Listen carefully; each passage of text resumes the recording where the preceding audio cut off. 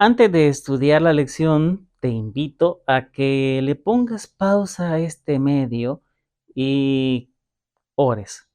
Ya su servidor oró antes de realizar este audio, este video, y por ende también te invito a que lo hagas, a que ores a Dios y busques en estos momentos que le digas a Él cuáles son tus problemas y por qué no te puedes concentrar probablemente.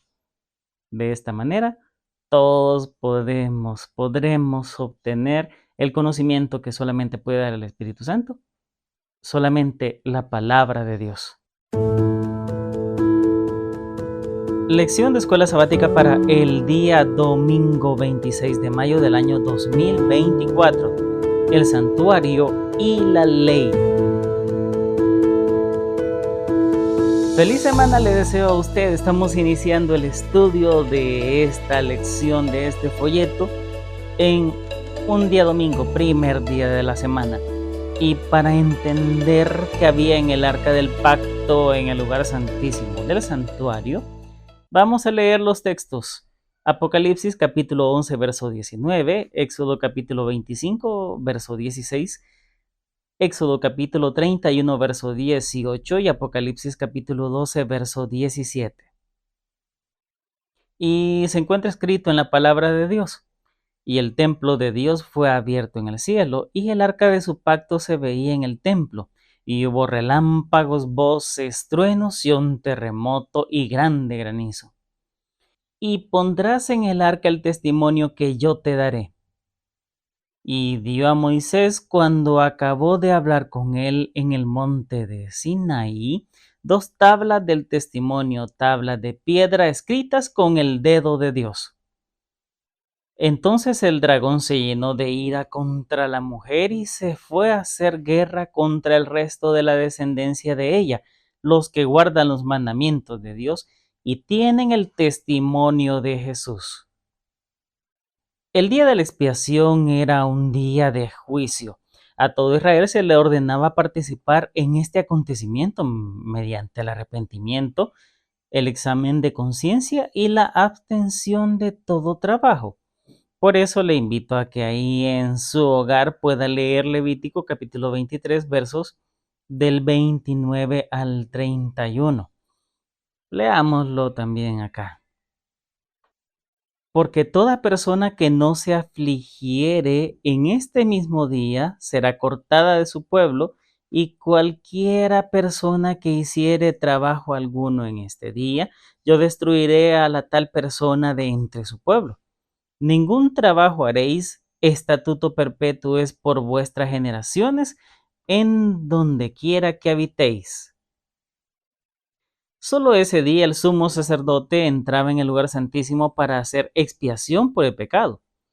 Allí, en el compartimiento más íntimo del santuario, estaba el arca del pacto. Dentro del arca del pacto estaba la ley de los 10 mandamientos de Dios.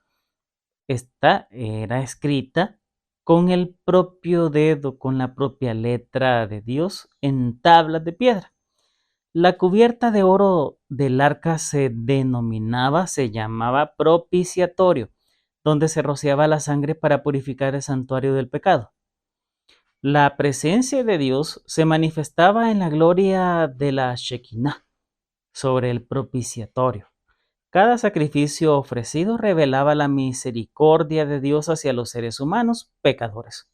Pero el día de la expiación muestra que el pecado se encuentra hasta el día del juicio. Eso lo encontramos en el libro de Hebreos capítulo 10, verso 3. Pero en estos sacrificios cada año se hace memoria de los pecados. A ver si se encuentra escrito ahí. Y que realmente solo podía ser eliminado mediante la fe en la sangre de Cristo para limpiar el pecado. ¿En dónde encontramos eso? En el libro de Primera de Pedro, capítulo 1, versos 18 y 19. Sabiendo que fuisteis rescatados de vuestra vana manera de vivir, la cual recibisteis de vuestros padres, no con cosas corruptibles como oro o plata, sino con la sangre preciosa de Cristo, como de un cordero sin mancha y sin contaminación.